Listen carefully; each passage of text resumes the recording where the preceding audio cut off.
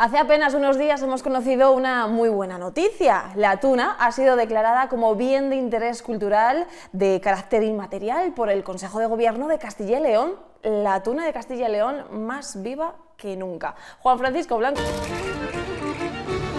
No, lo tenemos que celebrar, ¿no? Es algo bueno, es algo positivo para la comunidad. Evidentemente, si me preguntas a mí, que me he dedicado todavía al patrimonio cultural inmaterial, ¿qué te voy a decir?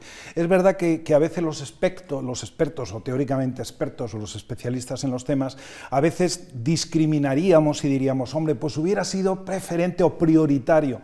Yo he aprendido a que lo importante es sumar, y en este caso sumar un nuevo bien de interés cultural inmaterial es bueno. ¿Qué criterios se han tenido en cuenta para esta declaración? Yo creo que fundamentalmente la declaración se sostiene en los informes que han emitido el Centro de Estudios Salmantinos y el Centro Etnográfico Joaquín Díaz, la Fundación Joaquín Díaz en Valladolid. Parece ser que se solicitó también un informe al Instituto Leones de Cultura, que no lo emitió, que no lo facilitó. A mí me da pena porque yo creo que aquí todas las instituciones culturales pueden aportar. Y yo creo que ellos lo que se han basado es un poco en la historia, es decir, que tiene un bagaje. Es verdad que algunas cosas pueden ser más o menos discutibles, es verdad que a lo mejor el peso no es tanto como se quiere hacer ver, pero lo que sí es verdad es que la universidad y la tuna forman un matrimonio de conveniencia de alguna manera, y que la universidad no empieza y termina solo en la ciencia, en el conocimiento, en la investigación, en el saber, sino que también tiene una parte lúdica en la cual interviene la tuna, ¿no? Que además sirve como elemento socializador. La Junta ha valorado esto y que por supuesto tiene una trayectoria, como te digo, histórica importante. Claro, y ahora también esta declaración lo que va a hacer es favorecer la protección y sobre todo la divulgación de la tradición. Mira, pasa una cosa con la tuna como pasa con casi todas las tradiciones. De alguna manera la tuna yo creo que viene a ser un poco la parte del folclore estudiantil, del folclore universitario, ¿vale? ¿Qué pasa con las tradiciones, Salva? Algunas veces, lo hemos hablado aquí cuando me has invitado generosamente a hablar de estos temas, ¿no? Que las tradiciones están un poco como fuera de tiempo. Mira, hay un dato. La tuna de Salamanca tiene ahora mismo, creo que son unos 25 miembros activos, de 30.000 estudiantes. Eso nos da la medida de hasta qué punto hay cosas que están como fuera de tiempo, pero a lo mejor esta declaración lo que hace es despertar una cierta sensibilidad y una cierta curiosidad, ¿no? También el hecho de que, por ejemplo, desde los años 80-90, en el caso de Salamanca, de la Universidad de Salamanca, creo que fue en el 94, la tuna universitaria femenina empezó a arrancar. Bueno, todo eso hace que posiblemente podamos pensar, o que los nuevos estudiantes piensen en la posibilidad de integrarse en una organización como la tuna, que es verdad que está como aparentemente fuera de tiempo, pero también las tradiciones hay que actualizarlas. A lo mejor hay que actualizar la tuna. Pues vamos a hablar del papel de la tuna universitaria en las ciudades, y en la ciudad de Salamanca, por supuesto, ¿no? Que tenemos que estar muy orgullosos de lo que tenemos aquí, porque además la tuna contribuye mucho a la identidad de la ciudad. Pero ¿cuándo se conoce por primera vez la tuna aquí en Salamanca? Mira, se habla en general de que el antecedente más remoto estaría en un tipo de estudiantes, los llamados sopistas, que eran estudiantes muy humildes, que no tenían recursos y que estudiaban en la universidad gracias a que se mantenían de ir tocando, de ir pidiendo esa sopa boba que se daba en los conventos. La sopa boba es una cosa que hacían en los conventos con las obras, lo que le quedaba, y esa sopa boba servía para alimentar al menos una vez al día a la gente más pobre. A esa sopa boba de los conventos, pero también muchas veces de las tabernas, de los mesones, que hacían con los restos, era una especie de comida de reciclaje, esa sopa boba, ahí se apuntaban estos sopistas, que por eso se les llama así, sopistas, porque acudían a la sopa boba. De hecho, muchas veces se llaman estudiantes de la sopa, se les da este nombre, ¿no? Entonces, ahí comienza probablemente en la Edad Media, en la Baja Edad Media, posiblemente a partir del siglo XIII-XIV, cuando comienzan las universidades, y también esto conecta un poco con un tipo más europeo que son los goliardos. Los goliardos son un poco como una especie de juglares, trovadores, que también se dedicaban a ir cantando, tocando, y de esta manera recibían, digamos, manutención gratis, digámoslo. Bueno, ese tipo de estudiante que conecta un poco con la picaresca, que es tan salmantina, ¿no? Los salmantinos estamos muy orgullosos, entre otras cosas, de ser la patria chica de el lazarillo de Tormes, que es el emblema y que es el arquetipo de la picaresca, pero también, yo que sé, aunque sea más discutible, yo que sé, de la Celestina, ¿no? Bueno, pues también de alguna manera tenemos que estar orgullosos de participar del origen de la tuna, que comienza a desarrollarse sobre todo en los siglos XVI y XVII. En el XVIII empieza un poco a perder fuelle, y fíjate que es curioso, justamente esta mañana buscaba yo en la documentación con la que yo he trabajado. En el año 1839 se publica un artículo en el Semanario Pintoresco Español, porque la tuna se renueva, se relanza con el romanticismo en el siglo XIX.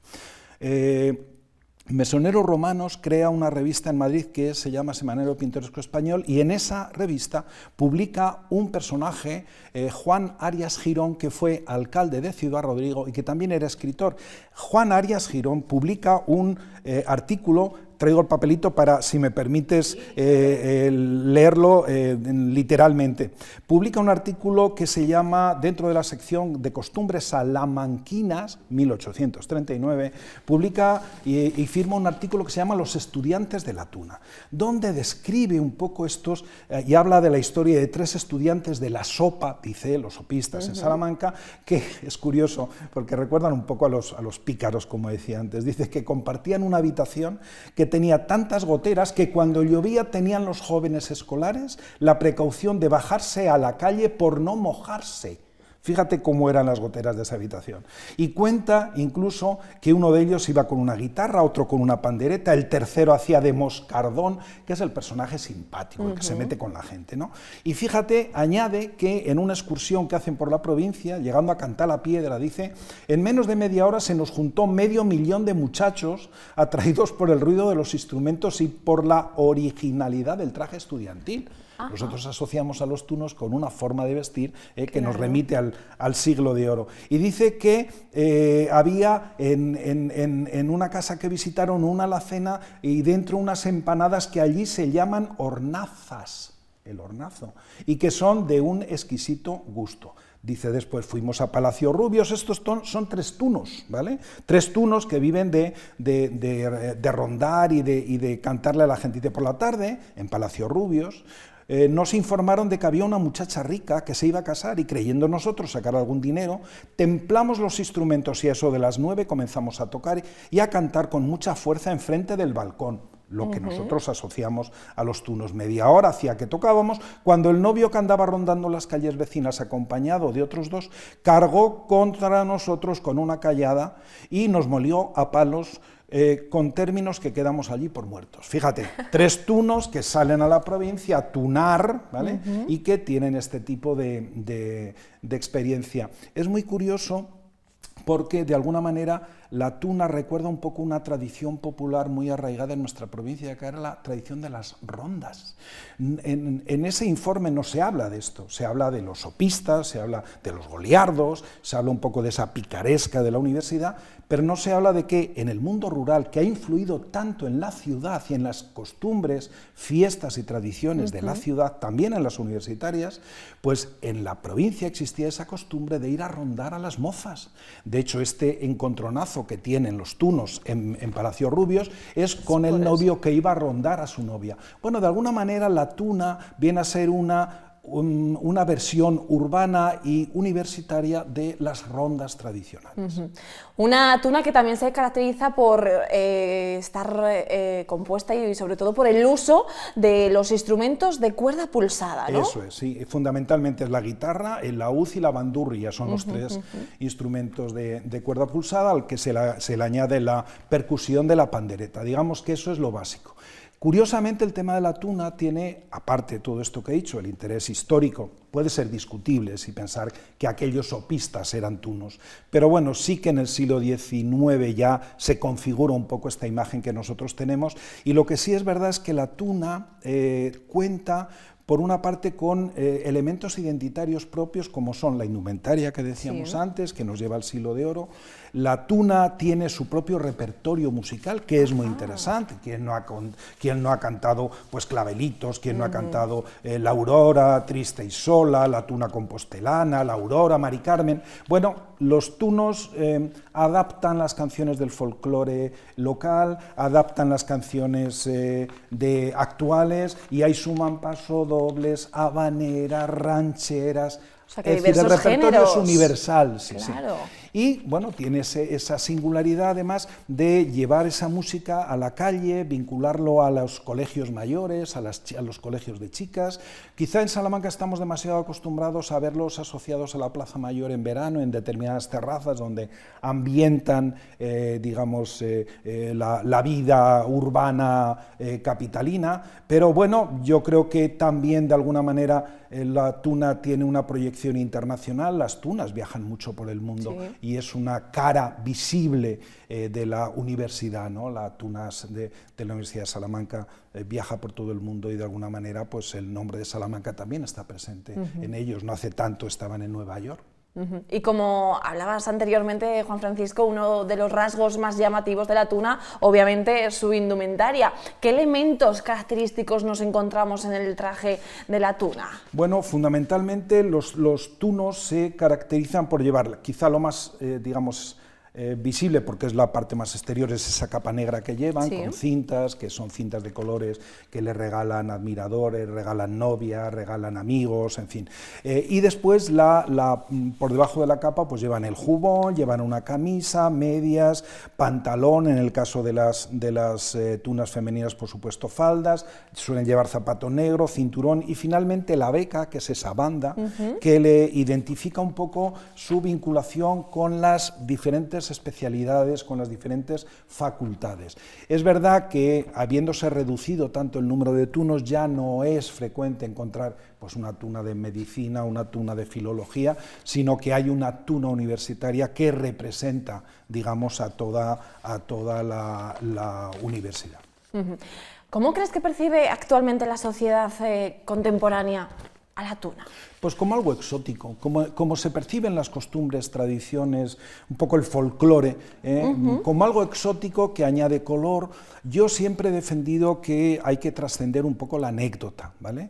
Y nos quedamos a veces en la anécdota no solo del tema de la tuna, sino también del mundo de las tradiciones populares, donde nos quedamos en lo folclórico estereotipado, el traje, el tamboril, el baile, ¿no? Y hay tanta riqueza cultural detrás que a mí me da pena que nos quedemos simplemente en eso, ¿no? De todas las maneras, yo creo que el pretexto de este hecho de la designación de bien de interés cultural inmaterial por parte de la Junta, a lo mejor nos despierta a los salmantinos el interés por escarbar pues un poco en lo que ha sido la vida estudiantil. Mira, hay un libro muy curioso que no se conoce, que se conoce por poca gente, que es este de García Mercadal, que se llama Estudiantes, sopistas y pícaros, y que habla justamente de la vida estudiantil en Salamanca. Entonces yo, si me permites aconsejar, porque es un libro de no mucha extensión, que se puede encontrar en la mayor parte de las bibliotecas municipales, estoy seguro, pues que de alguna manera esto sea un pretexto para conocernos más a fondo, que al fin y al cabo yo creo que es lo bueno de este tipo de eventos, como es la designación de BIC inmaterial para la tuna.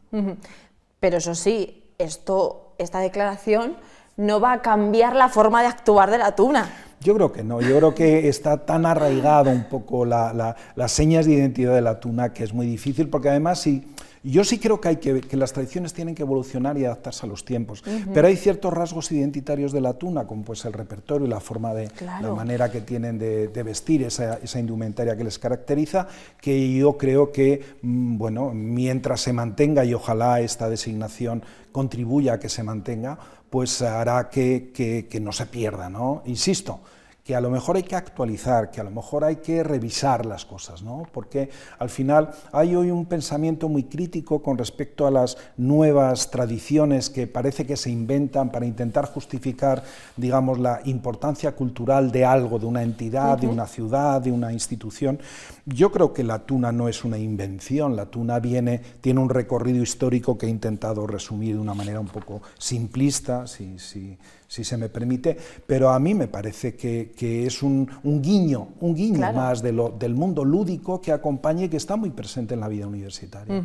La tuna, sin duda, tiene pues un significado muy particular en Castilla y León y qué decir, y en Salamanca. De nuestra ciudad, claro, en Salamanca, teniendo una de las universidades más antiguas, pues la tuna más que importante y que la seguiremos viendo en la Plaza Mayor y en esos rincones de nuestra ciudad. Juan Francisco Blanco, muchísimas gracias por toda la información, es un placer siempre escucharte y nos veremos pronto, seguro. Encantado, gracias. Gracias.